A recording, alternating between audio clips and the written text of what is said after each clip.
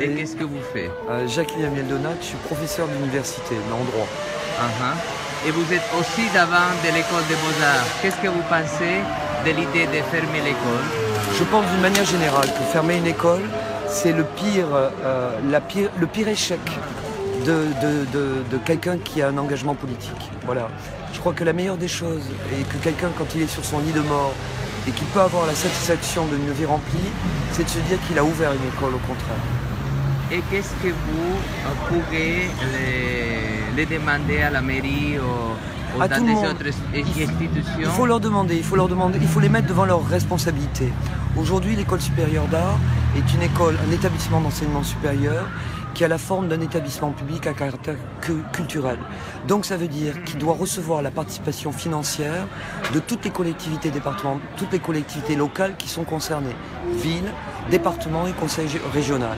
Et donc là, ça veut dire que ce budget qui apparaît insupportable à la seule ville, s'il était partagé en trois, équivaudrait pour chacun d'entre eux à ce qu'ils donnent à des clubs de pétanque. Voilà.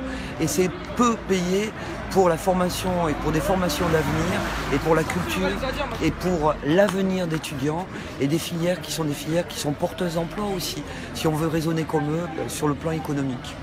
Et pour les gens qui ne savent pas qu'est-ce que c'est une école d'art, aux Beaux-Arts, des gens qui n'ont eu jamais en relation avec ça, pourquoi vous pensez que c'est important pour la vie avoir une école d'art? Parce que je pense que toutes les filières sont importantes, elles font partie de l'humanité.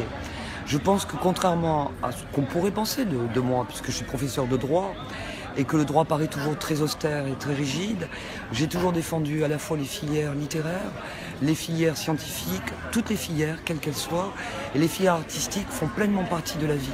On ne peut pas être de simples techniciens, sinon on se transforme en robots, et les robots seront meilleurs que nous. Est-ce que vous voulez dire quelque chose encore plus? Je dis qu'on est à un moment qui est un moment clé. C'est-à-dire qu'il va y avoir là pour la première fois des élections régionales sur la grande région, Midi-Pyrénées, Languedoc-Roussillon. Que c'est l'opportunité inouïe que l'on a de demander ici la création d'une école nationale d'art à Perpignan, parce que la région, en termes de superficie, cette grande région, va être la deuxième plus grande en France, que les écoles nationales qui existent aujourd'hui, elles sont de l'ordre de 8, si ma mémoire est bonne, elles sont toutes en région parisienne, et qu'en termes d'aménagement du territoire, qu'en termes d'histoire de l'art, de ce territoire, celui de Midi-Pyrénées, de Languedoc-Roussillon, il y a une cohérence à ce qui est une école nationale d'art, et notamment à Perpignan, ce qui permettait de rééquilibrer Toulouse, Montpellier et Perpignan, et de donner à nous une vocation qui est artistique qu'on a fondamentalement. Je pense que vous habitez à Perpignan. Oui.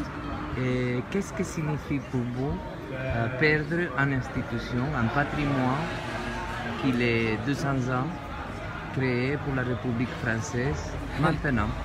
Ben, ça signifie une faillite complète.